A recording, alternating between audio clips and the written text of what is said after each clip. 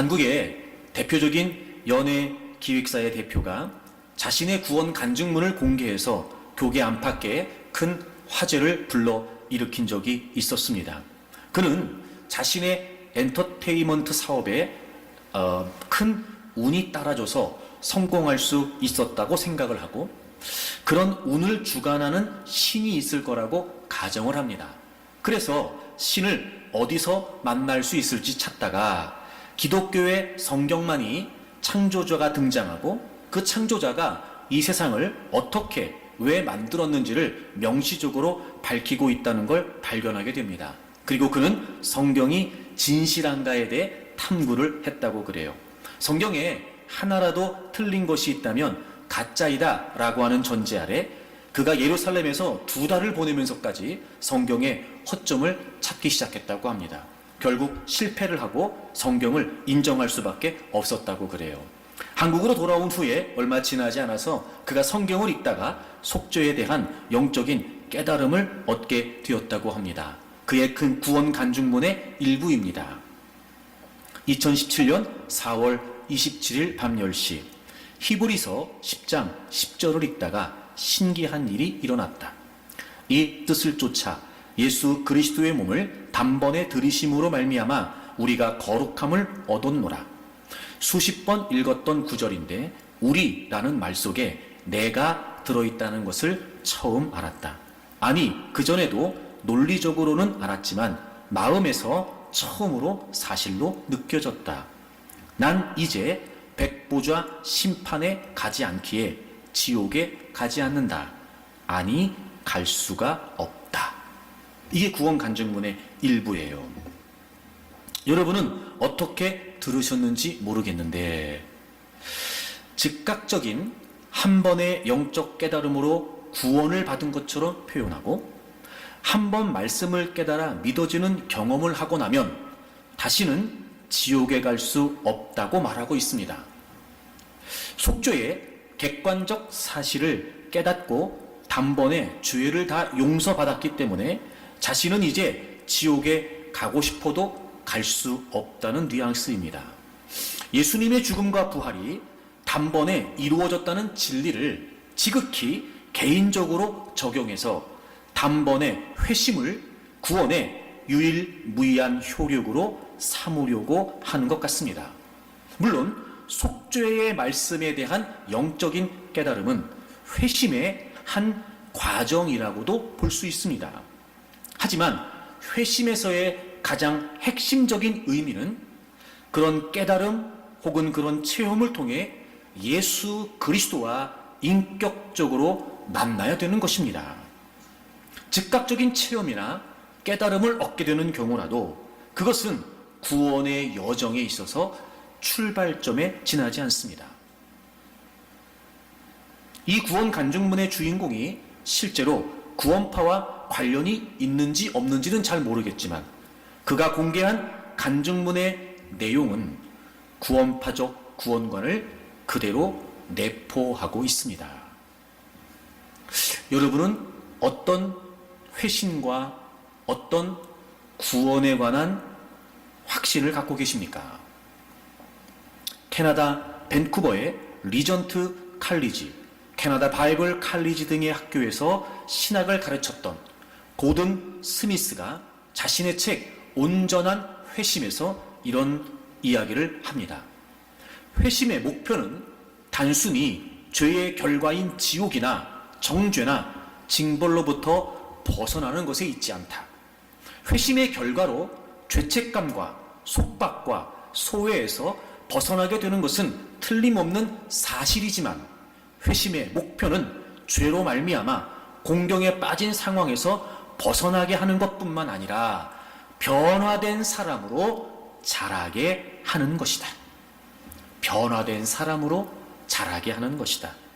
그동안 칭의, 즉 예수님을 믿고 의롭다심을 받았다라는 이 칭의의 단계에서의 회심이 구원의 전부인 양 오해에 오기도 했습니다.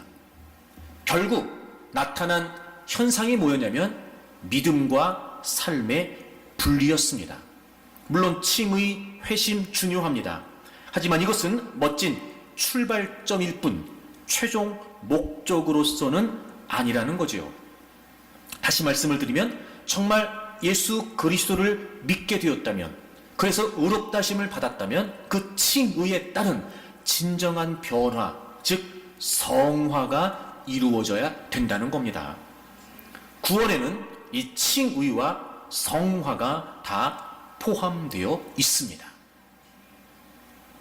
나는 어느 시점에서 예수 그리스도를 믿었으니까 난 이제 천국 간다.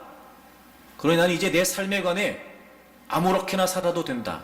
적당히 살아도 된다. 대충 살아도 된다. 여러분, 신앙과 삶이 분리된 모습은 진정한 회심이라고, 진정한 성화라고, 진정한 구원이라고 말할 수 없습니다. 이 칭의, 즉 우리가 예수님을 믿음으로 의롭다심을 받았다는 사실은 새로운 신분과 새로운 상태에 대한 선언에만 국한되는 것이 아니라 성령님이 우리 안에 거하심으로 주님이 우리와 함께 하시게 되었고, 깨어졌던 그분과의 관계가 회복되어 지속적으로 올바른 관계를 추구하면서 그에 따라 마땅히 삶의 변화가 나타나야 된다는 겁니다. 이것이 성경적인 균형 잡힌 구원관이라는 걸 잊지 않으셨으면 좋겠습니다. 그럼 궁극적으로 우리가 예수님을 믿고 구원을 받았다면 마땅히 우리의 삶에 변화가 주어져야 되는데, 여러분, 삶의 변화가 주어지려면 생각의 변화가 먼저 선행되어야만 합니다. 다시 말하면 예수님을 믿기 이전에 갖고 있었던 세계관, 가치관, 이것들이 철저하게 성경적으로 기독교화가 이루어져야 가능합니다. 생각의 변화가 먼저 있어야 삶의 변화가 이루어질 수 있다는 거죠. 이런 가치관, 이런 세계관의 변화에 있어서 가장 중요한 것이 무엇일까? 외국 속담에 Money makes man이라고 하는 속담이 있습니다. 직역을 하면 돈이 사람을 만든다는 거예요. 다시 말하면 이런 겁니다. 그 사람이 돈을 어떻게 사용하는지를 보면 그 사람을 알 수 있다는 거지요. 다시 말하면 돈에 대한 사용은 그의 가치관을 대표한다라는 의미가 됩니다. 여러분, 우리의 삶에 있어서 돈이 차지하는 비용은 굉장히 큽니다. 그 돈의 사용이 그 사람의 가치를 대표할 만큼 말이죠. 그러므로 우리의 가치와 우리의 세계관의 변화에 있어서 가장 중요한 변화 중에 하나는 바로 물질관의 변화이어야 할 것입니다. 그리스도인들의 영성에 독보적인 영향을 미치고 있다는 평가를 받는 리처드 포스터는 이렇게 말을 했습니다. 돈은 영성의 척도가 된다. 역시 같은 맥락입니다. 그 사람이 돈을 어떻게 사용하느냐가 그 사람의 신앙이라는 거예요. 그 사람이 돈을 어떻게 사용하느냐가 그 사람의 영성이 된다는 겁니다. 역시 우리가 신앙생활을 하는 부분에 있어서도 여러분, 돈에 대한 가치관은 굉장히 중요하다는 겁니다. 그러니까 예수님께서는 사복음서를 보게 되면 예수님께서 말씀하신 38가지의 비유 중에 16가지의 비유가 돈이 주제인 비유입니다. 여러분, 이 말을 오해하지 마십시오. 그럼 주님께서 돈을 원하신다는 거냐? 그렇지 않습니다. 여러분, 돈이 그 사람의 가치를 대변한다는 거예요. 다시 말해 주님께서는 우리에게 돈을 원하시는 것이 아니라 우리의 생각, 우리의 중심이 어디에 있는지 그 고백을 받기를 원하신다는 겁니다. 이런 물질관의 변화가 없이는 진정한 변화라고 말할 수 없습니다. 그러므로 우리는 예수 그리스도를 믿는 믿음으로 사는 그리스도인들로서 예수를 믿기 이전과 이후에 우리의 물질간에 어떤 변화가 분명히 있는지를 살펴야 되고, 무엇보다 주님께서 원하시는 진정한 헌금의 정신을 따라 우리는 주님께 드리는 행위를, 헌금 행위를 마땅히 해야 된다는 것입니다. 다시 한번 말씀드립니다. 주님은 돈을 원하시지 않습니다. 돈을 하나님께 드리는 헌금의 행위를 통해 주님께서는 우리의 생각과 우리의 마음과 우리의 중심을 받기를 원하신다는 겁니다. 우린 지난 주일에 성경 최초의 11조 사건을 통해서 11조의 진정한 영성에 관해 살펴보았습니다. 서해 남쪽에 소돔과 고모라 지역을 중심으로 한 5개의 도시 국가가 엘람 왕 그돌라오메를 중심으로 한 4개국 연합국에 의해 공격을 받게 됩니다. 그 전쟁에서 그들은 패배하게 되고 많은 물건들을, 재산들을 빼앗기고 많은 사람들이 포로로 잡혀가게 되지요. 그 과정에 아브라함의 조카였던 롯이 포로가 됩니다. 이 사실을 알게 됐던 아브라함은 자신의 군사 318명과 함께 공격을 해서 그 전쟁에서 승리하게 됩니다. 빼앗겼던 걸 다시 다 찾아오게 됩니다. 그리고 롯과 그의 가족들도 다시 돌아오게 됩니다. 전쟁에서 승리했던 아브라함이 대선 장군이 되어 돌아오고 있을 때 그 환영 인파 중에 당시 살렘 왕이었고 제사장이었던 멜기세덱이 있었습니다. 그리고 아브라함은 그 멜기세덱에게 자신의 전리품 중에서 10분의 1을 바치게 되지요. 성경 최초의 11조 사건이었습니다. 이 내용을 통해 과연 우리가 해오고 있는 이 11조의 진정한 영성은 무엇일까? 그저 우리가 액수만 10분의 1만 드리면 되는 걸까? 여러분, 그것이 아니고 그 11조의 행위를 통해 하나님께서 받기를 원하시는 우리의 마음, 우리의 고백이 있었다는 것입니다. 첫째, 11조의 진정한 영성은 하나님의 축복에 대한 고백이었습니다. 우리가 자칫 오해할 수 있습니다. 11조는 복을 받기 위한 수단이라고 말이지요. 하지만 여러분, 그렇지 않습니다. 11조는 복을 받기 위한 수단으로 드리는 것이 아니라 복을 받은 것에 대한 고백으로 드리는 것입니다. 우리는 하나님의 형상대로 지어졌습니다. 우리의 죄 때문에 깨어졌으나 하나님의 형상이신 예수 그리스도를 통해서 다시 우리를 회복시켜 주셨습니다. 우리는 하나님의 형상을 입게 되었고 그리고 깨어진 하나님과의 관계가 다시 회복되게 되었습니다. 여러분, 이미 예수 그리스도 안에서 우리는 축복을 받은 존재가 된 것입니다. 그리고 그렇게 하나님의 축복 안에 있는 자들을 여전히도 지속되는 축복 속에 하나님은 이끌어 가고 계신다는 겁니다. 여러분, 다시 말하면 우리가 하나님께 10분의 1을 드리는 이 11조의 영성은 내가 더 많은 복을 받기 위해서가 아니라 내가 이미 하나님의 축복을 받은 존재라고 하는 사실을 깨달은 마음으로 그 고백으로 하나님 앞에 드리는 것입니다.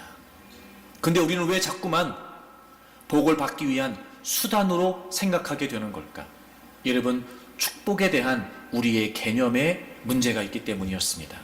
지난주에도 말씀을 드렸습니다만 축복은 소유의 개념이 아니라 존재의 개념인 것입니다. 이 부분에 대한 분명한 깨달음이 있다면 우리 모든 삶의 현장에서 내가 지금 하나님의 축복 속에 살아가고 있다는 걸 깨우치게 될 것입니다. 그리고 수입의 많고 적음과 상관없이 하나님의 축복을 고백하는 믿음의 행위로 11조를 드릴 수 있게 되는 것입니다. 지금까지 11조를 해오고 있었던 여러분들, 쉽지 않은 때이지만 그래도 열심히 11조를 하시는 분들 정말 잘하고 계십니다. 지속적으로 여러분이 11조를 하시면서 이 11조의 진정한 영성을 담아서 믿음의 고백으로 하나님께 드리시기를 바랍니다. 아직까지 11조를 하지 않고 있는 분들이 있다면 이 말씀을 통해서 정말 내가 하나님의 축복을 받은 존재라고 하는 깨달음이 있기를 바라고 그 믿음의 고백으로 하나님께 10분의 1을 드리는 분들이 되시기를 바랍니다. 오늘은 두 번째 말씀을 좀 나누려고 합니다. 진정한 11조의 영성은 그럼 두 번째 무엇일까? 제가 서두에 설명드린 것처럼 아브라함이 전쟁에서 승리하고 돌아오고 있었습니다. 멜기세덱이 아브라함을 맞이하게 되지요. 그리고 그를 축복합니다. 그래서 아브라함은 자신이 축복된 존재라고 하는 사실을 깨닫게 됩니다. 그리고 두 번째, 오늘 본문 20절을 보시면 멜기세덱이 아브라함을 향해 이렇게 이야기합니다. 20절입니다. 너희 대적을 내 손에 붙이신 지극히 높으신 하나님을 찬송할지로다. 아브라함이 전쟁에서 승리해서 돌아오고 있었습니다. 그때 멜기세덱이 아브라함에게 이렇게 이야기합니다. 너희 대적을 내 손에 붙이신, 그러니까 그 모든 대적들을 물리쳐 주신, 쉽게 말해 그 전쟁에서 이기게 하신 지극히 높으신 하나님을 찬송할지로다. 그리고 아브라함이 그 멜기세덱의 말을 듣고 10분의 1을 드리게 되었던 겁니다. 여러분, 배경을 제가 설명드렸습니다. 사실 이 전쟁은 이기기가 쉽지 않은 전쟁이었습니다. 아브라함의 군사는 318명이었습니다. 그리고 상대 적군의 군사는 정확하진 않지만 4개국이 연합을 했다면 당연히 그보다는 많지 않았을까. 어떤 학자들은 그 숫자가 1만 명에 가까웠다라고 말하기도 합니다. 그런데 318명의 군인들을 이끌고 가서 그 4개국이 연합한 연합국을 물리쳤다는 겁니다. 정말 상상할 수 없었던 승리였습니다. 엄청난, 이를테면 전쟁사에 남을 만한 그런 아주 극적인 승리였던 겁니다. 특히 아마 아브라함이 나름대로 전략을 좀 짰던 것 같아요. 여러분, 오늘 본문 15절을 보시면 그와 그의 가신들이 나뉘어, 그러니까 그 318명을 적절하게 몇 개의 또 작은 부대로 나눴다는 의미겠죠. 밤에 그들을 쳐부셨어요. 그러니까 밤에 기습적으로 공격을 했던 것 같아요. 아무래도 상대적으로 많은 군사들이 있으니까 전면전을 벌이는 건 좀 무모한 일이었을 거예요. 나름대로 아브라함이 전략을 짰겠죠. 그래서 부대를 몇 부대로 나누고, 그리고 밤에 대비하지 못하게 기습적으로 공격을 했던 겁니다. 그리고 지금 아브라함이 그 전쟁에서 승리해서 롯도 가족들도 빼앗겼던 모든 재물들도 다 되찾아오고 있는 겁니다. 여러분, 아브라함 입장에서 이 승리가 어땠을까요? 아마 모르긴 몰라도요, 충분히 누구라도 자만할 수 있는 그런 상황이었을 겁니다. 소위 이런 거지요. 그 승리에 도취돼서 지금 개선 장군이 되어서 어깨를 으쓱거리면서 다시 돌아오고 있었단 말이에요. 누가 봐도 대단한 승리 아니겠습니까? 그때 멜기세덱이 아브라함에게 아주 중요한 한 가지를 일깨워 줍니다. 너희 대적을 내 손에 붙이신 지극히 높으신 하나님. 다시 말하면 이게 무슨 말이에요? 아브라함, 너는 너가 노력해서, 너가 수고해서, 너가 전략을 잘 짜서 승리했다고 생각할지 모르지만 그렇지 않다는 거예요. 너희의 대적을 하나님께서 너의 손에 붙여주셨기 때문에 너가 승리할 수 있었다는 겁니다. 그러니 오늘 이 승리의 원인은 아브라함이 아니고 그 군인들이 아니고 하나님이셨다는 거예요. 바로 오늘 승리의 이유가 아브라함이 아니고 하나님이시다라고 하는 사실을 멜기세덱이 아브라함에게 일깨워 준 것입니다. 그리고 그 사실을 깨닫고 아브라함은 멜기세덱에게 10분의 1을 드리게 된 것이죠. 그렇습니다, 여러분. 11조의 진정한 영성. 두 번째는 바로 하나님의 성취에 대한 고백입니다. 11조는 하나님의 축복에 대한 고백입니다. 그리고 11조는 하나님의 성취에 대한 고백입니다. 다시 말하면 우리의 삶의 모든 성취가 나의 노력이나 나의 수고가 아닌 하나님의 도우심이고, 그리고 하나님의 은혜이고, 하나님이 함께 하셨다는 사실을 인정하고 10분의 1을 하나님께 드림으로, 하나님, 저의 모든 성취는 하나님이 하신 것입니다 라고 하는 고백을 하나님께 올려드리는 것입니다. 사실 여러분, 이 부분은요, 우리가 예수 그리스도를 믿고 난 이후에 아주 중요한 중대한 전환 중에 한 가지가 되어야 됩니다. 자, 여러분, 승리의 원인이 하나님이세요? 그럼 누가 이기셨다는 거예요? 하나님께서 이기셨다는 거예요.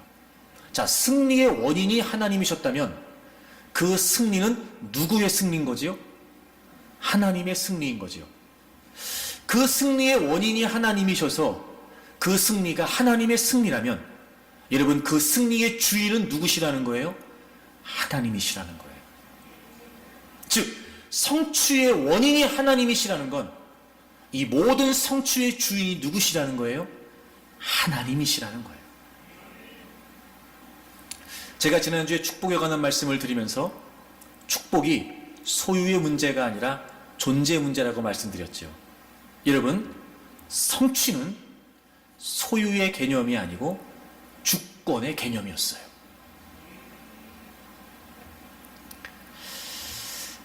헌금이 어려운 이유는요,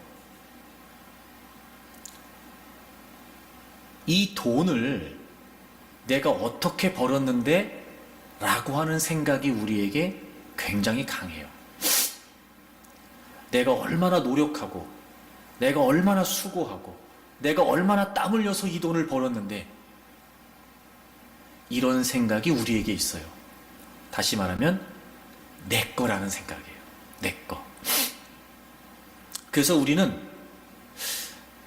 우리가 수고하고 우리가 노력하고 우리가 벌었으니까 이 돈이 내 거라는 생각이 지배적이에요. 그래서 사실은 수입의 많고 적음과 상관없이 11조를 포함한 헌금을 하나님께 드리는 게 어려운 거예요. 이렇게 생각해 볼까요? 그럼 내가 일할 수 있는 몸은 누가 주셨나? 내가 일할 수 있는 건강은 누가 주셨나? 예를 들어 내가 머리를 잘 쓰고 전략을 잘 짜서 내가 그만큼의 수입을 얻었어요. 그럼 그런 지혜는 누가 주셨는가?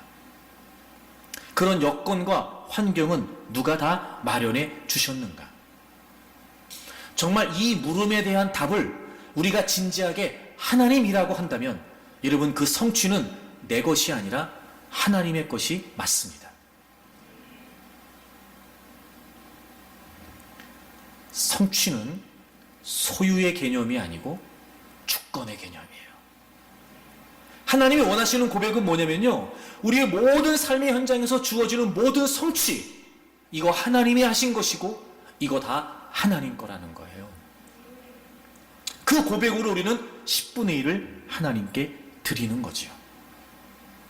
사실 여러분, 우리가 예수님을 믿기 이전과 달리 예수님을 믿고 난 이후에 가장 큰 전환이 어떤 전환이어야 되냐면 바로 주권의 전환이에요.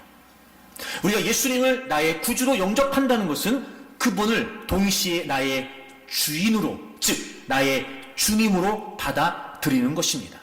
우리의 믿음의 핵심은 예수님을 나의 주인으로 인정하고 우리의 모든 것을 지속적으로 그리고 무조건적으로 순종하겠다는 것이 바로 우리의 신앙의 핵심이어야 합니다. 사랑하는 여러분, 여러분이 여러분의 구주로 믿는 그 예수 그리스도는 여러분이 그분을 구주로 믿는다면 이제 여러분의 주인이신 것입니다. 이 분명한 전환이, 이 주권의 전환이 우리에게 있어야 되고, 하나님은 모든 삶의 순간에서 우리의 주권이 하나님께 있다는 사실을 고백받기를 원하시는 겁니다. 누구 거냐는 거예요. 누가 줬냐는 거예요. 누가 되게 했냐는 겁니다. 누가 성취할 수 있게 했냐는 겁니다. 그런데 언제부턴가 값싼 은혜, 삶과는 관계없이 보장되는 구원, 이런 성경적인 근거가 없는 잘못된 복음이 우리의 삶을 왜곡시키고 있다는 겁니다. 우리의 주인 되신 하나님이심에도 불구하고 심지어 우리는 내가 주인 되어서 우리가 원하는 것을 위해 그 주인 되신 하나님조차 도구적인 수단으로 전락시키고 산다는 거지요. 우리는 그걸 믿음이라고 하는 미명하에 교묘하게 은혜로 포장을 해서 끊임없이 요구하고 있는 겁니다. 혹시 지금까지 열심히 11조를 해오셨던 분들 중에 여전히 이 주권의 문제가 해결되지 않고 있다면 오늘 이 시간 결단하시기를 바랍니다. 아직까지 11조를 하지 못하고 있는 분들이 있다면 예수 그리스도의 십자가를 여러분이 경험했던 그때로 다시 돌아가서 과연 주님이 나에게 누구신가? 과연 하나님은 나에게 어떤 의미이신가? 정말 그분이 내 삶의 모든 주권을 갖고 계신 나의 메스터, 나의 주인이신가? 여러분 그 깨달음을 갖고 고백하면서 10분의 1을 하나님께 드리기로 결정하기를 바랍니다. 여러분, 성취는 소유의 개념이 아니라 주권의 개념입니다. 그래서 예수님이 사복음서에서 이런 비유를 우리에게 가르쳐 주세요. 여러분 누가복음 12장을 찾아보겠습니다. 15절부터 보시게 되면 우리가 보통 어리석은 부자 이렇게 알고 있는 비유입니다. 한 부자가 있었는데 밭에 소출이 풍성했습니다. 스스로 생각하기를 내가 곡식 쌓아둘 곳이 없다 이렇게 말이죠. 그러니까 얼마나 많은 수확을 얻게 됐는지 다 쌓아두기가 어려울 만큼 큰 풍성한 소출을 얻게 된 거예요. 그러면서 그가 이렇게 이야기를 합니다. 18절과 19절에서 말이죠. 누가복음 12장 18절 19절입니다. 또 이르되 내가 이렇게 하리라. 내 곳간을 헐고 더 크게 짓고 내 모든 곡식과 물건을 거기 쌓아두리라. 또 내가 내 영혼에게 이르되 영혼아 여러 해 쓸 물건을 많이 쌓아두었으니 평안히 쉬고 먹고 마시고 즐거워자 하리라 하되. 스스로 이야기한 거예요. 여러분 이 18절과 19절을 들으시면서 뭐가 느껴지세요? 여러분 18절과 19절을 보면은요 유독 이 부자가 자기 자신을 계속해서 언급하고 있다는 거 느껴지세요? 내가 이렇게 하리라. 내 곡간을 헐고 더 크게 짓는다. 내 모든 곡식과 내 물건을 쌓아둔다. 심지어 19절 또 내가 내 영혼에게, 영혼도 내 영혼이래요. 그 사람은 지금 내 곡식, 내 곡간, 내 물건, 심지어는 영혼까지도 내 영혼이라고 지금 계속해서 자기 자신에 관해 언급하고 있어요. 그가 지금 뭘 놓치고 있는 거지요? 누가 그에게 풍성한 소출을 준 것일까? 누가 그에게 부자가 되는 경제적 능력을 준 것일까? 지금 그는 자신이 가진 것들을 소유하게 된 것이 하나님께서 주신 것, 즉 하나님의 것이라는 걸 전혀 모르고 있었던 겁니다. 그래서 20절에 이렇게 하나님이 말씀하세요. 하나님은 이르시되 어리석은 자여 어리석은 자여 오늘 밤에 내 영혼을 도로 찾으리니 그러면 내 준비한 것이 누구의 것이 되겠느냐? 누구의 것이 되겠느냐? 여러분 예수님이 비유로 지금 말씀하시는 거예요. 내 것, 내 것, 내 것, 내 곡식, 내 곡간, 내 물건, 심지어 내 영혼 다 자기 거라는 거예요. 그런데 그런 부자에게 하나님이 이렇게 물으신다는 거죠. 너 오늘 내가 데려간다 내 영혼. 그럼 그거 다 누구 거 되겠냐? 이렇게 지금 물으시는 거예요. 그래요. 나름대로 열심히 농사를 지었겠지요. 아마 그 누구보다 최선을 다해 노력했을 수도 있습니다. 정말 수고했을 거예요. 여러 해 쓸 만큼 많은 소출을 얻게 되고 창고가 모자랄 만큼 수확을 거뒀다는 걸 보면 그만큼 노력을 하기도 했을 겁니다. 성취. 여러분 근데 성취는 소유의 개념이 아닙니다. 주권의 개념이에요. 결국 누구 거냐는 거예요. 이 부자는 내 거라고 생각했습니다. 내 거라고. 근데 하나님이 물으세요. 누구 거냐? 이 말이 무슨 말이에요? 진짜 네 거냐? 너가 생각한 대로 진짜 네 거야? 너 그렇게 생각하냐? 알았다. 내가 오늘 너의 영혼을 데려가마. 자, 그렇게 되면 내 것입니다. 내 물건이에요. 내 곡식이에요. 이렇게 말한 거 내 것이 됩니까? 안 돼요. 그래서 하나님께서 어리석다 말씀하신 거예요. 누구 거냐는 거예요, 여러분. 누구 거냐는 거예요. 여러분, 그런 걸 보면 인생을 지혜롭게 사는 게 뭔지 아세요? 다 하나님 거라고 인정하고 사는 거예요. 성취의 근원이 하나님이시라면 그 성취의 주인도 하나님이시죠. 근데 여러분, 저를 포함해서 우리 인간들은요, 이런 태도를 누구나 다 갖고 있는 것 같아요. 그러니까 뭘 배워서가 아니고요, 누가 가르쳐서가 아니고요, 그게 우리의 못된 본성 같아요. 이렇게 말을 많이 하지 못하는, 즉 이렇게 단어도 많이 이렇게 잘 모르는 한 2살 정도 이런 아이들도요, 내 거라는 말은 정확히 알고 있어요. 내 거라는 말은. 한번 이런 생각을 한번 좀 해보세요. 한 2살 정도 되는 아이가 인형을 머리를 이렇게 빗겨주면서 막 동요를 흥얼거리고 있어요. 그렇게 아이들의 모습을 보면 참 천사 같잖아요. 우리도 막 그런 거 보면 우리도 괜히 모르게 막 이렇게 막 순수해지는 것 같고 막 그런 모습을 보면. 근데 혹시 다른 아이가, 같은 또래의 다른 아이가 그 자신의 인형을 내 거라고 빼앗으려고 하면 이 아이가 어떻겠어요? 그래, 네 거야 그리고 주겠어요? 그렇지 않아요. 좀 전에 그 천사 같은 표정과 모습은 온데간데 없어지고 마치 무슨 공포영화, 호러영화를 보는 것 같은 그런 수준의 표정과 분노를 일으키면서 대본에 뭐라고 말해요? 내 거야 이렇게 말한다. 내 거야 이렇게 말한다. 그런 걸 보면 여러분, 우리는 이 나쁜 본성, 마치 이 모든 것이 내 것인 것처럼 그걸 타고나는지도 모르겠어요. 그런데 우리가 가진 모든 것은 하나님께 속해 있는 것이고, 우리가 무엇을 갖고 있든지 그것은 다 하나님께 빌려 쓰는 거예요. 우리의 생명을 포함해서 말이죠. 그래서 성경은 이 주권에 관해 우리에게 분명히 알려주고 있습니다.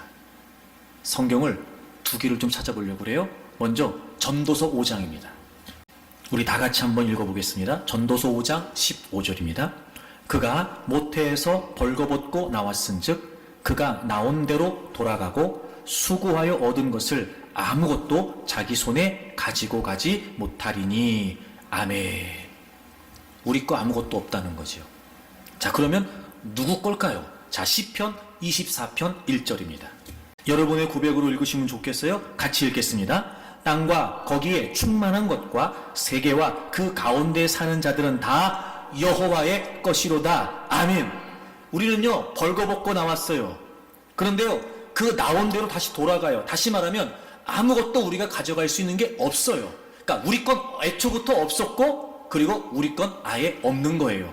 그럼 다 누구 거냐? 땅과 거기에 충만한 것, 그리고 세계와 그 가운데 사는 사람들 다 누구 것이라고요?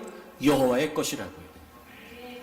여러분, 이 관점을 가질 때, 즉 모든 것이 하나님의 것입니다 라는 관점을 가질 때 사실 우리는 온전한 믿음 생활을 할 수 있게 됩니다.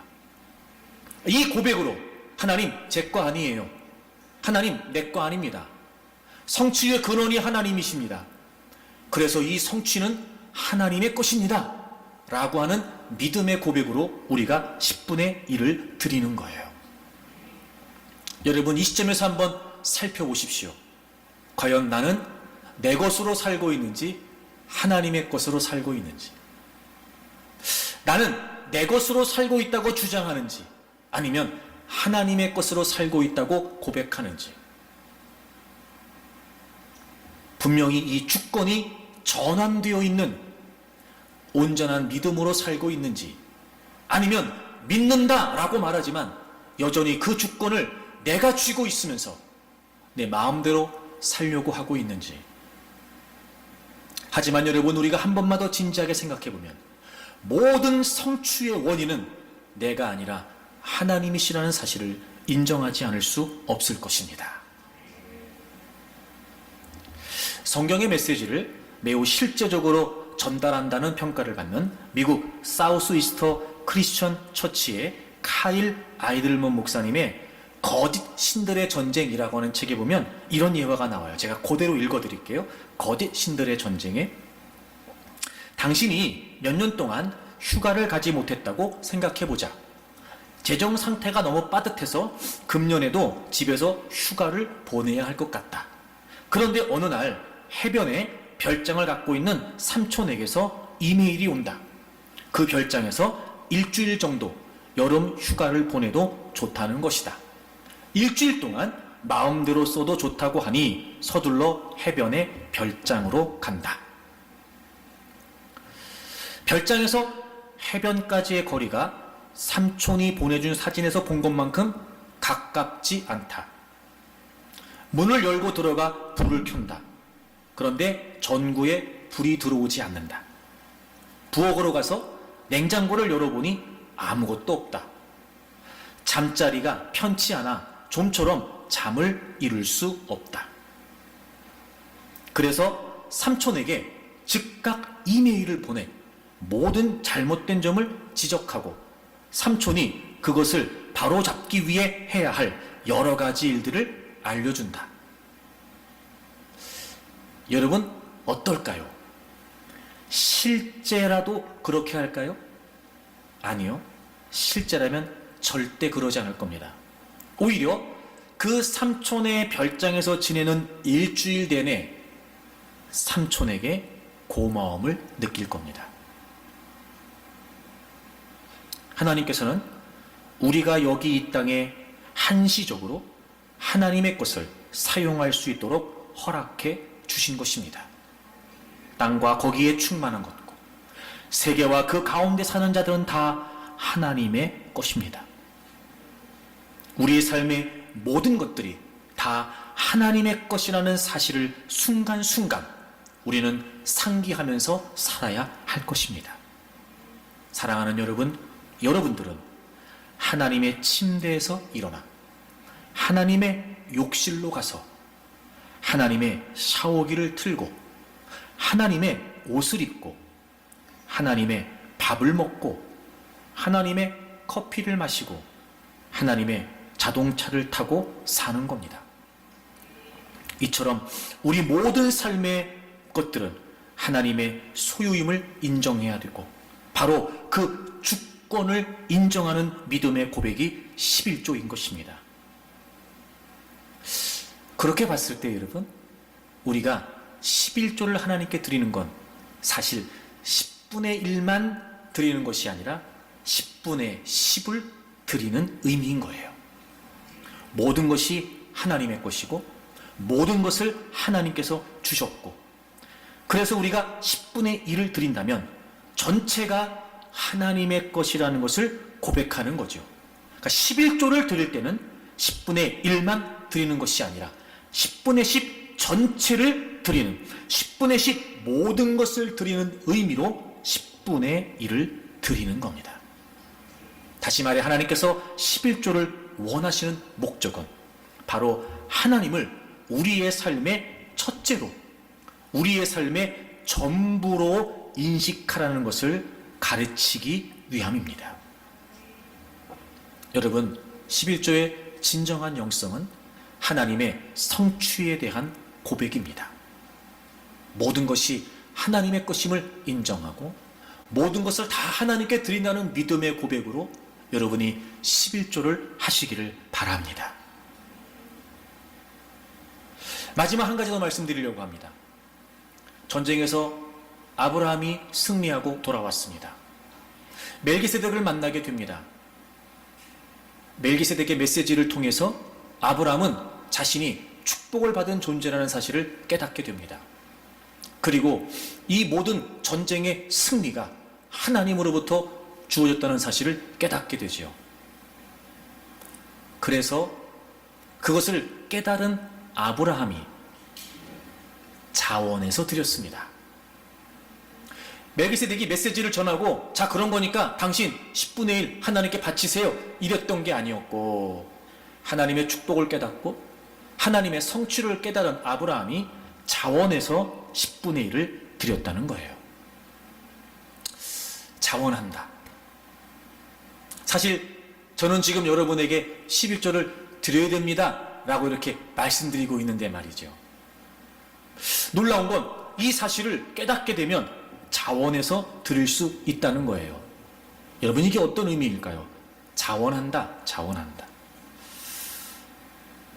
혹시 여러분 자녀들을 키우시는 분들 중에 자녀들을 위해 돈을 쓸 때 억지로 하거나 어쩔 수 없이 하시는 분 계십니까? 아마 그렇지 않을 거예요. 자녀들을 위해서는요, 더 쓰지 못해서 안타까워하는 부모들이 많습니다. 억지로가 아니고요, 기꺼이 그 무엇이라도. 왜 그럴까요? 자녀들을 사랑하기 때문에 그래요. 이 자원이라는 마음이 어떻게 가능할까? 바로 사랑이었어요. 여러분, 사랑하면 자원할 수 있습니다. 사랑하면 결코 주는 것을 주저하지 않습니다. 사랑하면 그 어떤 것으로라도 그 사랑을 고백하고 싶어 합니다. 여러분, 진정한 11조는요, 내가 하나님의 복을 받은 사람이다라고 하는 깨달음, 이 모든 것이 하나님의 성취다라고 하는 깨달음 속에 뭘 깨닫는 거냐면 하나님의 사랑을 깨닫는 거예요. 하나님의 사랑을. 그래서 정말 내가 하나님의 사랑을 받았다라고 하는 사실을 깨닫게 되면 얼마든지 우리는 자원해서 하나님께 11조를 드릴 수 있습니다.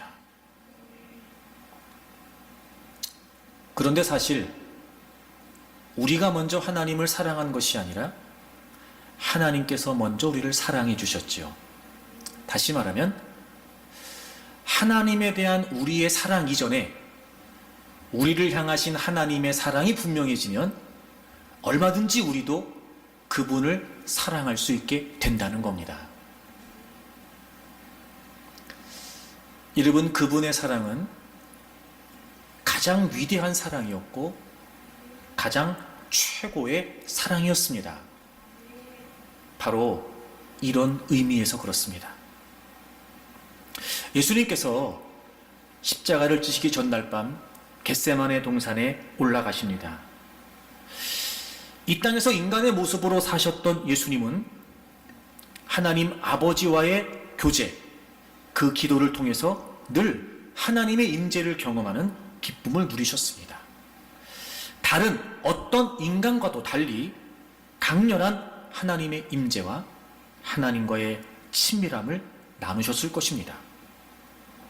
또 그 아버지와 충만하게 교제하는 무한한 복을 온전히 알고 계셨습니다.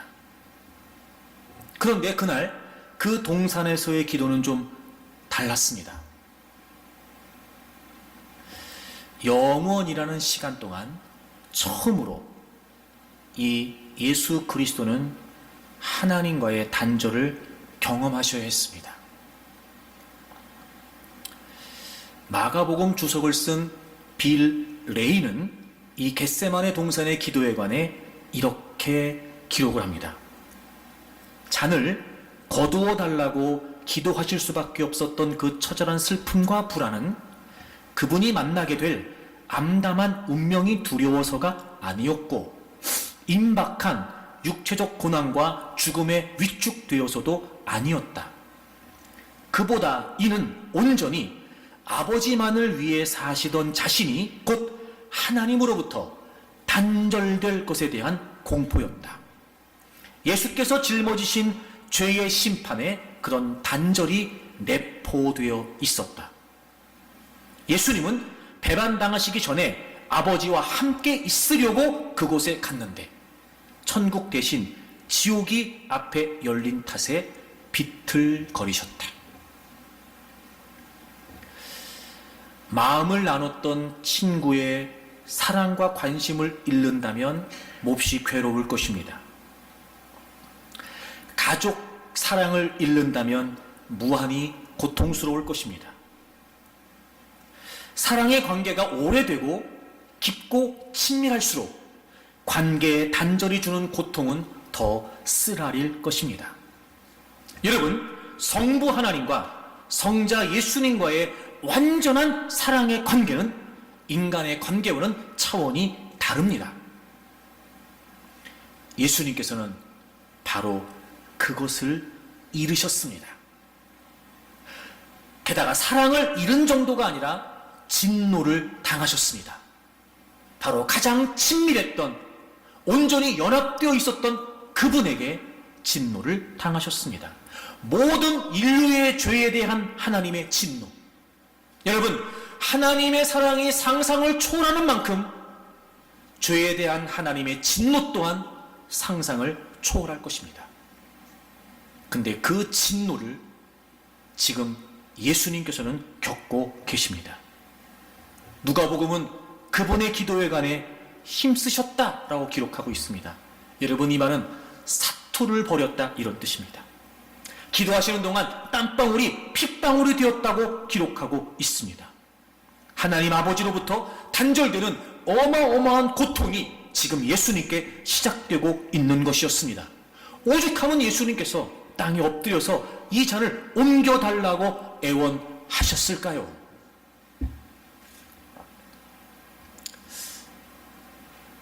여러분, 혹시 치과 진료를 받아보신 적 있으십니까? 저는 제일 무서운 것 중에 하나가 치과 가는 겁니다. 치과를 가기 전부터 아플 거야, 힘들 거야, 머리로 알 수 있습니다. 그래도 우리는 치과에 가서 불안하지만 진찰 때 눕습니다. 막상 치료가 시작되면 아마 이런 생각 한 번쯤 해보셨을 겁니다. 야, 이렇게 아플 줄 알았으면 안 오는 건데 그랬다. 내가 쏘갔네. 이런 생각을 할 것입니다. 치과 진료를 예약하는 단계에서 실제 고통의 첫맛을 볼 수 있다면, 만약에 이게 가능하다면 아마 치과들은 다 문을 닫을 겁니다. 지금 예수님께서 겟세마네 동산에서 심히 놀라신 것으로 봐서 자신이 곧 당하실 일을 실제 체험적으로 아신 때가 바로 이때였던 겁니다. 이제 다음 날이면 공개적으로 십자가에 못 박히셔야 됩니다. 그렇게 되면 이 운명을 피하실 길이 없습니다. 여러분, 생각해 보세요. 지금 제자들은 잠들어 있습니다. 어둠 속에서 얼마든지 예수님은 자취를 감추실 수도 있었습니다. 하필 이때 아버지는 아들에게 고통을 미리 맛보게 하신 것입니다. 조나단 에드워즈는 그리스도의 고뇌라고 하는 설교에서 이렇게 이야기합니다. 그리스도께서 이 아찔한 명령을 10분 절감하실 때는 이때가 처음이다. 너무 아찔해 보여 땀에 피가 섞여 나올 정도였다. 예수님은 이미 닥쳐올 고난을 지금 생생히 겪고 계셨던 겁니다. 그런데도 그분은 십자가로 향하십니다. 이 예수님의 행동은 세계 역사상 아버지와 그리고 우리 모든 인간을 사랑하신 가장 위대하신 행위였습니다. 사랑하셨기 때문에 그런 고난까지 감내한 사람은 아무도 없습니다. 즉, 그렇게 사랑한 사람은 아무도 없었다는 겁니다. 에드워즈는 이렇게 설교를 이어갑니다. 그리스도는 곧 무시무시한 진노의 풀무에 던져주실 것이다. 얼마나 무서운 풀무인지 모른 채 눈을 가리고 뛰어든다면 경우에 맞지 않다. 그래서 하나님은 예수님을 풀무 입구에 세우시고 그 맹렬하고 사나운 불꽃을 들여다보게 하셨다. 그리하여 무엇인지 고통을 아시고도 자원하여 그 속에 들어가 우리를 위하여 담당하게 하셨다. 알고 마셨기에 우리를 향한 예수님의 사랑은 무한히 더 놀랍다. 여러분, 예수님이 십자가를 지신 것은 그 고통을 모르셨기 때문이 아니었습니다. 예수님에게 가장 힘들었을 고통, 그 하나님 아버지와 한 번도 겪어보지 못했던 단절, 우리는 가히 짐작조차 할 수 없는 어마어마한 고통이 예수 그리스도에게 있었던 겁니다. 이미 겟세마네 동산에서부터 말이죠. 다 아셨습니다. 이미 겪고 계십니다. 하지만 그분은 도망치지 않으십니다. 왜 그분이 고통스럽지 않았을까요? 왜 그분이 슬프지 않았을까요? 하지만 그것보다 우리를 사랑하시는 사랑이 더 넘치셨던 겁니다.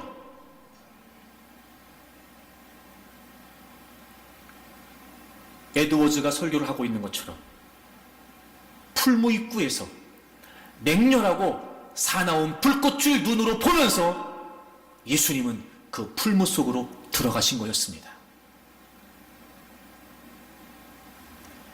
가장 위대한 사랑이 이것입니다. 우리가 정말 그 하나님 아버지의 사랑을, 예수 그리스도의 사랑을 알고 깨닫는다면 얼마든지 자원해서 그분을 섬길 수 있습니다. 여러분, 11조를 포함한 헌금은 돈의 개념이 아닙니다. 축복, 성취, 그리고 사랑. 얼마든지 우리가 이미도 받은 하나님의 은혜와 사랑 속에 그분을 향해 고백할 수 있습니다. 사랑하는 여러분, 저는 여러분이 온전한 그리고 성경적인 진정한 영성이 담긴 11조를 실천하시기를 바랍니다. 그리고 하나님이 약속해 주신 11조를 통해 우리에게 주시겠다고 하신 모든 약속의 은혜들 또한 여러분의 것이 되시기를 바랍니다.